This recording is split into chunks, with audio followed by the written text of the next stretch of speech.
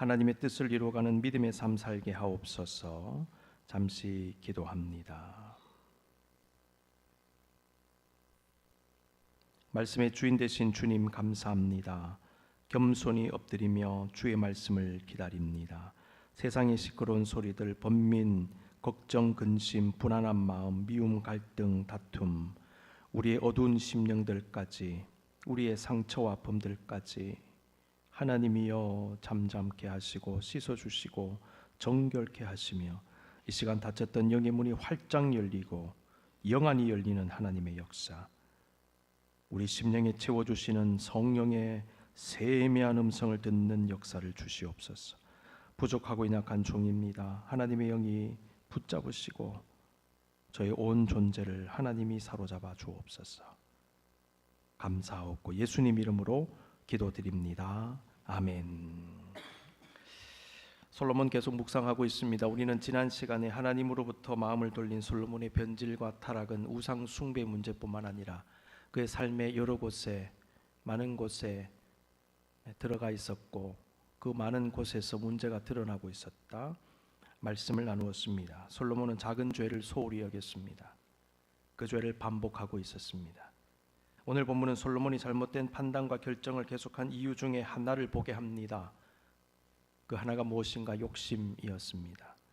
욕심에 사로잡힌 솔로몬. 오늘 본문 왕상 9장 14절은 히람이 금 120달란트를 왕에게 보내었더라고 말씀합니다. 한 달란트는 무게로 34.27kg, 한 달란트가 34kg, 굉장히 무겁습니다. 120달란트의 금은 무게가 4112kg로 계산이 되지요. 학자들은 그 당시 노예 한 사람의 몸값이 은 30세겔이다 이렇게 말하는데 금 한 달란트는 3000세겔이었답니다. 금 한 세겔은 은 15세겔의 가치가 있습니다.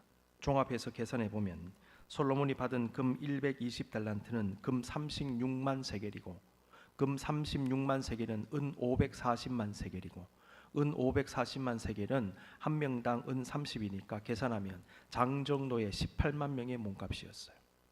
이렇게 계산해 드리는 이유가 그 당시 받은 금이 얼마나 대단한 것인가 그것을 알게 하기 위함입니다. 그런데 우리는 이 구조를 보면서 앞부분과 어떻게 연결되는지 의아한 마음이 들 수 있습니다. 오늘 본문 바로 앞구절 13절은 두로왕 히람이 솔로몬이 준 갈릴리 땅의 성읍 20곳을 받은 후에 언짢아한 모습이 나오죠. 내 형제여 내게 준 이 성읍들이 이러한가 하고 이름하여 가불 땅이라 불렀다 이렇게 나와요.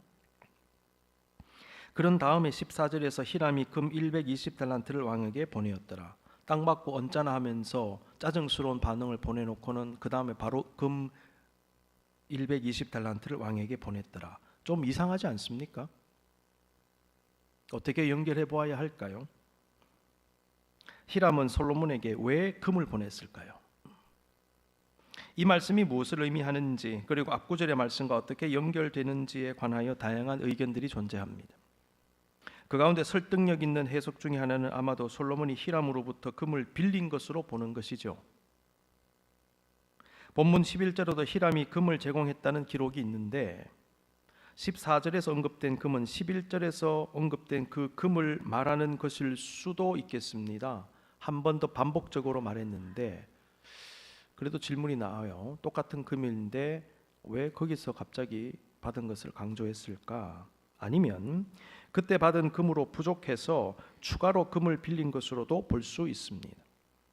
솔로몬이 히람에게 땅을 대가로 준 내용, 그 다음에 히람이 금 120달란트를 솔로몬에게 주었다는 기록을 넣은 것은 솔로몬이 금을 받는 조건으로 땅을 담보로 준 것이 아닌가 하는 추측도 가능하게 합니다. 아무튼 본문을 둘러싼 여러 가지 해석이 있는데요. 분명한 것은 솔로몬이 엄청난 금을 히람으로부터 받았다는 것이고 그것은 빌린 것이었다는 사실입니다. 우리는 솔로몬이 어마어마한 재산을 가진 사람이었고 그 가운데 많은 금을 가지고 있었음을 잘 알고 있습니다. 그럼에도 불구하고 솔로몬이 히람으로부터 금을 빌릴 수밖에 없었다면 그 당시 솔로몬이 벌인 건축 사업의 규모가 얼마나 큰 것이었는지를 알게 합니다. 오늘 본문은 솔로몬이 히람으로부터 금을 빌린 사실을 강조하면서 솔로몬이 가진 또 다른 문제를 드러내고 있습니다. 그 문제는 솔로몬이 건축에 있어서 과도한 욕심을 가진 것입니다. 솔로몬의 욕심은 그의 변질을 보여주는 또 하나의 예가 될 것입니다. 과거 솔로몬은 정욕적인 것, 인간의 욕심을 채우는 것을 구하지 않았지요. 하나님의 지혜를 구했습니다. 하나님의 나라와 의를 추구한 사람이었습니다. 하나님은 그러한 모습을 기뻐하셨고 그가 구하지도 아니한 부귀와 영화를 주신 것입니다. 그런데 오늘 본문이 드러내는 솔로몬의 모습은 과도한 욕심이 가득한 사람으로 그려지고 있습니다. 히람이 금 120달란트를 왕에게 보내었더라. 이 한 구절의 말씀은 히람이 솔로몬을 잘 도왔다라는 것을 알게 하는 목적이라기보다는 그가 솔로몬에게 그렇게 많은 금을 보낼 수밖에 없는 상황을 드러내는 것 같습니다. 그 상황이 무엇인가? 솔로몬이 그 많은 금을 히람에게 요구한 상황입니다. 그리고 히람은 자신과 깊은 친분이 있던 다윗의 아들인 솔로몬의 청을 거절하지 못하여 그 금을 제공한 것으로 보여집니다. 14절은 자세한 설명을 생략한 채 히람이 120달란트의 금 4112kg의 엄청난 금을 솔로몬에게 주었다는 사실을 그냥 담담히 기술함으로 그 말씀 이면에 녹아있는 메시지를 생각해 보게 하는 것 같습니다. 성경은 그러한 금을 요구한 솔로몬의 욕심을 생각해 보게 합니다. 오늘 본문 15절 이하의 말씀은 솔로몬의 달라진 모습을 보여주는 또 하나의 말씀으로 볼 수 있겠습니다. 본문 15절에는 솔로몬이 건축을 위해 역군을 일으켰다라고 기록하고 있습니다. 다 같이 한번 읽어볼까요? 시작. 솔로몬의 왕이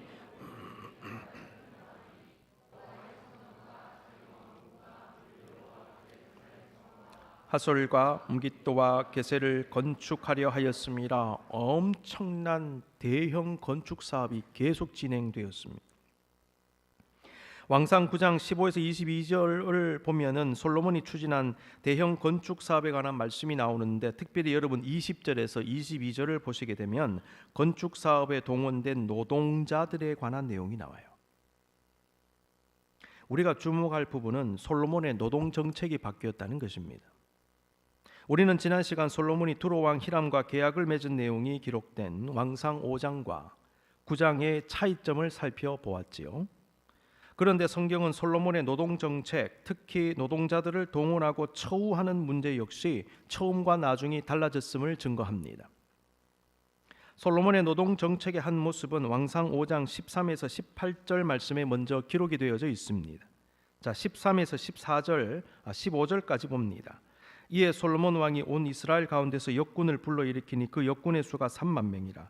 솔로몬이 그들을 한 달에 10,000명씩 번갈아 레바논으로 보내매 그들이 한 달은 레바논에 있고 두 달은 집에 있으며 아도니람은 감독이 되었고 솔로몬에게 또 짐꾼이 7만 명이요 산에서 돌을 뜨는 자가 8만 명이다. 이렇게 기록되어 있지요. 온 이스라엘 가운데서 역군을 불러일으키니 그 역군의 수가 3만 명이라. 이때의 3만 명의 역군은 이스라엘 백성으로 추정이 돼요. 온 이스라엘 가운데서 15절에 기록된 7만 명의 짐꾼과 산에서 돌을 뜨는 자 8만 명은 가나안 땅에 살던 이방 족속으로 추정이 됩니다. 가나안 땅에 이방 족속들이 원래 살고 있었는데 이스라엘 백성이 들어가서 정복 전쟁을 벌였는데 다 나가거나 또 멸절되지 아니한 족속들이 남아 있었고 이스라엘 백성과 섞여 살고 있었지요. 그런데 가만히 보시면요, 성전과 궁전 건축 초기에는 솔로몬이 이스라엘 사람들뿐만 아니라 이방인들을 함께 동원했음을 보여줘요. 저 말씀이.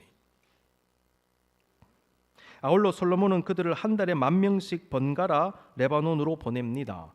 한 달은 레바논에 있고 두 달은 집에 있게 했습니다.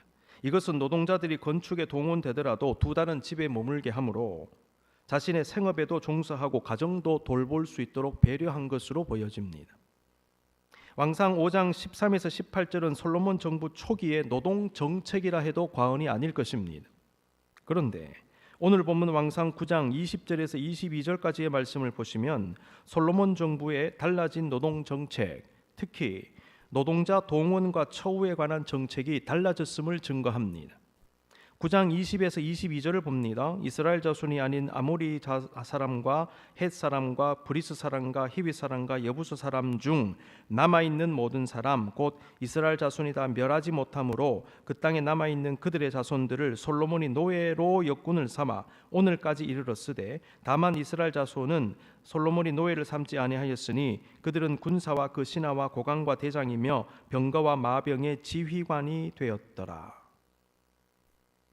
20절에 남아있는 모든 사람은 21절에 기록된 대로 이스라엘 백성이 가나안 땅을 정복할 때 멸하지 못하고 그 땅에 그대로 남게 된 가나안의 이방 족속을 의미합니다. 학자들은 남아있는 모든 사람이라는 표현에서 사람이라고 번역된 히브리어 하암이라는 단어를 분석하면서 이 단어는 그 백성, the people 이라는 문자적 의미를 가진다. 그렇게 말하면서 이 단어가 쓰인 것으로 보아 가나안 땅에 남은 이방 족속들은 이스라엘 백성과 혈통적으로는 다르지만은 이스라엘 백성들에게 많이 동화되어 살아가고 있던 백성들로 보여진다. 이렇게 분석하기도 합니다. 문제는 솔로몬이 바로 이들을 노예 역군으로 삼았다는 것입니다. 그 땅에 남아있는 그들의 자손들을 솔로몬이 노예로 역군을 삼아 솔로몬은 이스라엘 백성은 노예로 역군을 삼지 않았습니다. 대신에 군대에 주로 투입합니다. 다만 이스라엘 자손은 솔로몬이 노예를 삼지 아니하였으니 그들은 군사와 그 신하와 고관과 대장이며 병거와 마병의 지휘관이 됨이었더라. 이스라엘 백성은 노동에 투입되지 않아서 좋았느냐? 물론 좋았겠지요. 근데 이들이 불만이 없었겠느냐? 아닌 것 같아요. 어떤 형태로든 노동력을 정부에 바쳐야 했습니다. 군대와 관련해서. 학자들은 이스라엘 백성을 위한 솔로몬의 조치를 긍정적으로만 보지는 않는 듯합니다. 이 노동력을 국가에 바치기 때문에 이것을 부역이라고 하죠. 부역. 우리나라 조선시대에도 부역이 있었습니다. 우리는 왕상 5장과 9장을 비교하여 읽으면서 솔로몬의 노동정책이 어떻게 바뀌어졌는가를 생각해 볼 수 있겠습니다. 왕상 5장을 보시면요, 솔로몬이 이스라엘 백성과 이방인들을 함께 기용했어요. 그들에게 너무 무리가 되지 않도록 노동 시간을 배려해 주었습니다. 국가적 사업에도 동원을 했지만은 자신의 가정과 일과 생업에도 소홀함이 없도록 균형을 맞추어 주는 정책이었다. 이렇게 볼 수 있겠어요. 그런데 9장을 보시면 솔로몬이 이방인들을 노예 역군으로 삼는데 그러면서 건축 사업에만 집중하게 했습니다. 종신토록, 노예 역군이라는 말이 굉장히 중요한데 종신토록 건축 노동에만 들어가게 했다는 거예요. 물론 이스라엘 백성과 함께 살던 가나안 족속들은 노예와 같은 신분으로 여러 가지 종류의 노동력에 투입이 되어 왔던 것은 사실이었습니다. 그러나 본문 9장은 5장에는 없는 내용, 다시 말해서 이방인 노동자들을 노예로서의 건축 부역자로 삼아 대형 건축 사업에 종신토록 죽을 때까지 매달리게 하여 노동력을 착취한 것으로 보고합니다. 그리고 5장에 기록된 그들을 향한 배려가 9장에서는 언급되어 있지 않습니다. 왕상 9장은 대규모 건축 사업에 있어서의 솔로몬의 과도한 욕심을 엿보게 하며 그가 어느 순간 균형 감각을 잃었고 중심이 흔들렸음을 알게 합니다. 성경은 솔로몬이 분명히 달라져 있었음을 오늘 본문을 통해서도 보여주는 것입니다. 여러분, 인간의 말과 행동은요, 마음을 담고 있어요. 솔로몬의 판단, 결정, 일의 진행과 추진은 그의 마음과 중심을 드러내고 있었습니다. 어떤 사람들은 그러한 솔로몬의 마음을 알았을 수도 있겠습니다. 두로 왕 히람의 경우에는 솔로몬을 향한 불만을 직설적으로 표현하기도 했지요. 히람은 솔로몬이 무언가 잘못되어 가고 있음을 알았을 것입니다. 조금 이상하다, 솔로몬이. 또 어떤 사람들은 솔로몬의 외적인 강력한 힘과 권위와 부강하게 서나가고 확장되어가는 모습에 눈이 가려져 솔로몬의 내적인 문제를 보지 못했을 수도 있겠습니다. 여러분, 연약한 인간은 외적인 것에 눈이 가려질 수 있음을 알고 늘 조심해야 합니다. 그래서 보이는 것만 보고 판단할 수 있습니다.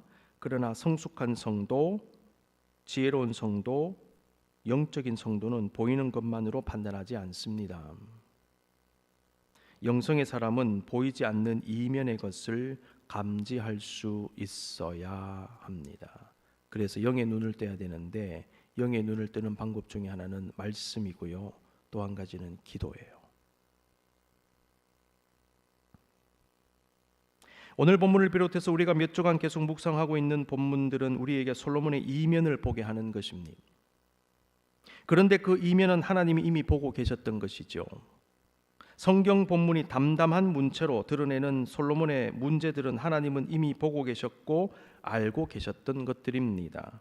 사람은 외모를 보지만 하나님은 중심을 보십니다.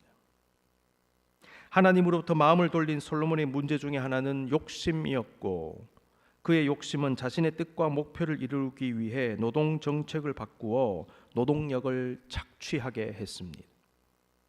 우리는 고대 시대에 노예가 존재했고 중노동은 노예들의 몫이었음을 잘 알고 있기에 그것을 당연시함으로 그것을 솔로몬의 문제로 생각하지 못할 수도 있겠습니다. 그러나 성경은 왕상 5장과 9장의 차이를 드러내면서 의도적으로 솔로몬이 변했음을 드러내는 것 같습니다. 작은 죄를 소홀히 여기며 반복했던 솔로몬은 날이 갈수록 부풀어 오른 욕심으로 말미암아 작은 것을 소홀히 여기게 되었습니다. 작은 죄를 소홀히 여긴다, 작은 것을 소홀히 여긴다. 작은 것을 대수롭지 않게 여기는 마음은 작은 자, 연약한 자, 힘든 자를 향한 관심과 배려와 돌봄의 마음을 상실하게 됩니다. 욕심이 많아지고 교만해지고 마음이 변질되면 안하무인이 됩니다. 안하무인, 무슨 얘기일까요? 풀어보면 눈 아래 사람이 없다는 얘기인데 매우 교만하여 다른 사람 없인 여기고 자기 마음대로 행동하는 태도를 안하무인이라고 얘기합니다. 사람이 눈에 안 보이는 거죠. 자기만 보이고 마음대로 행동하는 것입니다. 욕심 많아지고 교만해지고 마음이 변질되면 이렇게 될 수 있습니다. 그리고 작은 자를 향한 자비와 긍휼의 마음이 사라질 수 있음을 알아야 합니다. 성숙한 신앙은 작은 것을 소홀히 여기지 않습니다. 성숙한 믿음의 사람은 작은 죄도 그냥 넘어가지 않을 뿐만 아니라 작은 일이라고, 작은 사람이라고 함부로 하지 않습니다. 성경은 신실하고 성숙한 성도의 모습 중에 하나가 작은 일에 충성하는 것이라고 말씀합니다. 우리는 이것을 마태복음 25장에 기록된 예수님의 달란트 비유의 말씀을 통해 분명하게 깨닫게 됩니다. 예수님은 5달란트와 2달란트를 받아 각각 5달란트와 2달란트의 소득을 남긴 종들을 향한 주인의 말을 가르치셨습니다. 이렇게 말씀하십니다. 마태복음 25장 21절 같이 읽겠습니다. 시작. 착하고 충성된 종아,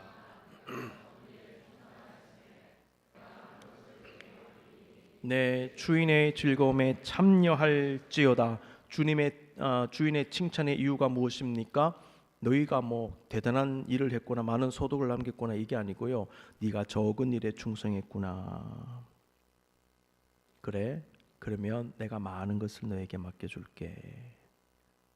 이게 칭찬의 포인트입니다. 네가 적은 일에 충성했구나. 그걸 소홀히 하지 않았구나. 여러분, 사람 됨됨이는요, 작은 일을 어떻게 처리하는가를 가만히 보면 대충 나와요. 여기 녹아 있습니다. 그걸 제대로 못하면서 뭐 큰일 한다? 말이 안 되는 이야기죠. 네가 적은 일에 충성했느냐? 내가 많은 것을 내게 맡기겠다. 그 다음에 네 주인의 즐거움에 참여하리라. 주인의 즐거움은 최고의 복입니다. 종이 주인의 즐거움에 참여한다? 이건 최고의 복이에요. 마태복음 10장 42절에서 예수님은 또 누구든지 제자의 이름으로 이 작은 자 중 하나에게 냉수 한 그릇이라도 주는 자는 내가 진실로 너에게 이르노니 그 사람이 결단코 상을 잃지 아니하리라, 이런 말씀도 주셨어요. 제자의 이름으로 이 작은 자 중 하나에게, 정말 연약하고 어렵고 힘든 분 한 분에게 냉수 한 그릇이라도 주면 내가 그 사람이 결단코 상을 잃지 않게 하겠다. 작은 자를 소홀히 하지 마라. 예수님은 가난한 과부가 2렙돈이라는 너무나 적은 돈으로 헌금을 드리는 것을 보시며 다음과 같이 말씀하셨습니다. 누가복음 21장 1절에서 4절입니다. 예수께서 눈을 들어 부자들이 헌금함에 헌금 넣는 것을 보시고 또 어떤 가난한 과부가 2렙돈 넣는 것을 보시고 이르시되 내가 참으로 너에게 말하노니 이 가난한 과부가 다른 모든 사람보다 많이 넣었도다. 저들은 그 풍족한 중에서 헌금을 넣었거니와 이 과부는 그 가난한 중에서 자기가 가지고 있는 생활비 전부를 넣었느니라 하시니라. 예수님은 너무나도 적게 보이는 것 안에 들어있는 정성을 보신 것입니다. 예수님의 눈은요, 2렙돈이라고는 너무나 적은 돈이거든요. 이 돈에 의해서 눈이 가려져서 정성을 못 보는 실수를 범하지 않으셨어요. 2렙돈에 현혹되지 않고 그 속에 있는 정성을 보신 주님의 눈을 우리도 가져야 합니다. 작은 것 혹은 작게 보이는 것의 의미와 그 속에 담긴 가치를 발견할 수 있어야 합니다. 심령이 가난한 자는 이렇게 될 겁니다. 욕심을 내려놓은 자는 이렇게 될 것입니다. 완고하고 완악하고 교만한 마음이 없는 자는 이렇게 될 것입니다. 이런 사람들은 작은 것을 향하여 관심을 가집니다. 욕심은 큰 것만 바라보게 하고 작은 것은 무시하게 하는 게 욕심입니다. 욕심이 많을수록 작은 것으로는 만족이 안 됩니다. 욕심이 많기 때문에. 그래서요, 욕심에서 불평과 불만이 나와요. 계속 불평 나오고 계속 불만하죠. 그 심령 중심에 뭐가 있느냐? 욕심이 있어서 그래요. 살면서 만족하는 마음, 평안한 마음이 없다면, 왠지 마음이 불편하다면, 기쁨이 없다면, 여러 가지 이유 중에 하나는 내 안에 있는 욕심 때문일 것입니다. 욕심이 과하면 내가 원하는 것 외에 다른 것이 보이지 않게 될 수도 있습니다. 무엇에 관심이 생기고 욕구가 생기면 그것만 보고 그것에만 꽂히고 그것에만 과도하게 몰두하는 경향이 혹시 있으신가요? 그러시다면 조심하십시다. 이러한 내적 경향성을 심리학적 용어로 주의 편향이라고 말합니다. Attentional bias. 주의 편향이라고 하는 것은 특정 감정 상태 그리고 특정 욕구가 있을 때 그와 관련된 정보에 더 쉽게 시선을 빼앗기고 인지하는 현상을 말합니다. 간단한 예를 들면 배가 많이 고파요. 그러면 음식에 관한 생각이 날 수밖에 없어요. 음식에 관한 프로그램 찾아보고 영상도 보고 사진도 보고 메뉴판도 보고 어디가 맛있을까 계속 그 생각하는 것입니다. 지금도 예배 후에 음식이 뭘까? 오늘 점심이 뭘까? 궁금하시죠? 오늘 잡채밥입니다. 일단은 잡채밥 머릿속에 지우시고 말씀에 집중해야 돼요. 너무나 자연스러운 현상, 주의 편향. 그런데 여러분 이게 왜곡되면 문제가 되는 거예요. 왜곡되면. 문제는 내 안에 과도한 욕구가 있고 어떤 대상을 향한 욕심이 자리하면 그 마음이 그것만을 향하고 집중하고 집착하는 경향, 매달리는 경향이 생겨날 수도 있다는 것입니다. 우리가 특정한 것에 과도하게 몰입되면 다른 중요한 것들을 보지 못하고 놓치고 무시하게 될 수도 있다는 것이죠. 그래서 조심해야 됩니다. 이러한 주의 편향과 불필요한 몰입으로 인한 인지의 왜곡 현상은 우리에게 지혜롭고 건강한 분별을 하지 못하게 하고 충동적인 판단과 결정을 하게 합니다. 그것밖에 안 보이잖아요. 여러분 충동적으로 가게 되고 충동적으로 결정하게 돼요. 조심해야 돼요. 자기 자신을 특정한 것에 과도하게 몰아넣게 함으로 다양한 문제들을 만들어낼 수 있습니다. 그래서 위험합니다. 우리는 언제나 그것만 하나만 보지 말고 넓게 보고 다양하게 볼 수 있어야 합니다. 우리는 언제나 균형이 무너지지 않도록 중심이 흔들리지 않도록 주의해야 합니다. 그래서 말씀 듣고 읽고 묵상하는 것이 필요합니다. 왜냐하면 중심을 잡아주기 때문에. 깊이 기도하는 것, 간구의 기도와 함께 묵상과 성찰의 기도를 실천해야 됩니다. 중심을 잡아주기 때문에. 여러분 그래서 주일이 중요합니다. 예배가 중요합니다. 0점 잡는 시간이에요. 군대 가면 사격을 하는데 0점 조정이라는 게 있거든요. 내가 아무리 표적지에 총을 잘 쏜다 하더라도 총 자체가 0점이 맞추어져 있지 않으면 총 쏘면 총알이 엉뚱한 데로 가버려요. 그래서 0점을 계속 맞추어 갑니다. 한번 쏘고 조금 클릭, 한번 쏘고 클릭 0점 맞춘 다음에 그 다음에 정자세로 해서 바로 쏘아도 맞출까 말까 한데 어쨌든 0점이 중요합니다. 근데 주일날 예배드리고 말씀드리는 것은 0점을 잡는 시간이에요. 많은 성도들이 0점이 안 맞춰 있잖아요. 0점이 안 맞춰 있기 때문에 자기는 한다고 하는데 자꾸만 총알은 이쪽으로 가는 것입니다. 0점 잡아야 합니다. 말씀은 우리의 0점을 잡아줍니다. 중심을 잡아줍니다. 밸런스를 잡아주는 것입니다. 생각을 바로 잡아주는 것입니다. 그래서 건강한 영성을 가진, 좋은 인격을 가진 좋은 친구들과의 대화가 중요한 것입니다. 내 생각과 좀 다르죠. 밸런스를 맞춰주는 거예요. 아, 저 사람 이렇게 생각하는구나. 아, 내가 조금 편향적으로 생각했네. 잡아주는 거예요. 아, 이런 관점도 있네. 다시 한번 생각해보자. 그래서 여러분, 대화가 중요하고 잘 토론하고 토의하는 게 굉장히 중요해요. 같이 의논해서 하고, 그래서 중심을 잡아가는 거죠. 부부간에 항상 얘기하고 좋은 친구들하고 얘기하고 잡아주는 거. 우리는 안으로도 깊이 들어가고 바깥으로도 넓게 보며 나아가야 합니다. 그것을 통해 해야 할 판단과 결정을 하고 가야 할 길을 감으로 죄와 실수와 잘못을 막을 수 있을 것입니다. 솔로몬 가만히 보니까 눈이 가려져 버린 것 같아요. 그리고 치우쳐가고 있었습니다. 우리는 늘 나의 마음이 무엇으로 채워져 있는지, 내 마음에 자리한 욕심과 같은 부정적인 것들이 나의 삶을 왜곡시키고 있지는 않은지 살펴보아야 합니다. 솔로몬은 어느덧 자기 마음에 욕심이 가득하게 되어 엄청난 건축 사업의 성취와 성공을 갈망하면서 눈이 그냥 감겨버린 것 같아요. 솔로몬은 금을 막 과도하게 빌렸습니다. 수많은 사람들의 노동력을 착취하는 등등 분별을 잃고 무리하게 사업을 진행해 가고 있었던 것입니다. 결국 이러한 솔로몬의 국정 운영은 백성들의 원망을 사고 말았습니다. 백성들의 원망, 성경 본문 보면 금방 나타나지 않은 것처럼 보여지는데 사실은 있었던 것을 뒤에 나오는 본문이 증거합니다. 사람들이 자신의 아들 르호보암에게 노역을 줄여달라고 부탁하면서 만일 그 부탁 들어주면 솔로몬의 아들 르호보암을 왕으로 섬기겠다고 말한 장면에서 비로소 드러납니다. 12장 3절, 그 말은 백성들의 불만이 하늘을 찌르고 있었고 엄청난 노역에 시달리고 있었구나. 이스라엘 백성도, 이방 족속도 마찬가지 불만이 꽉 차 있었어요. 그래서 르호보암에게 부탁합니다. 당신 아버지가 이렇게 했는데 노역을 줄여주세요. 그러면 우리가 섬길게요. 그런데 어떻게 했습니까? 그들의 청을 들어주지 않고 더욱 강압적인 국정 운영을 함으로 이스라엘은 비극을 경험하고 말았던 것입니다. 눈을 감겠습니다. 오늘 말씀을 우리 자신에게 적용해 봅니다. 내 안에 있는 욕심과 정욕을 살펴보십시다.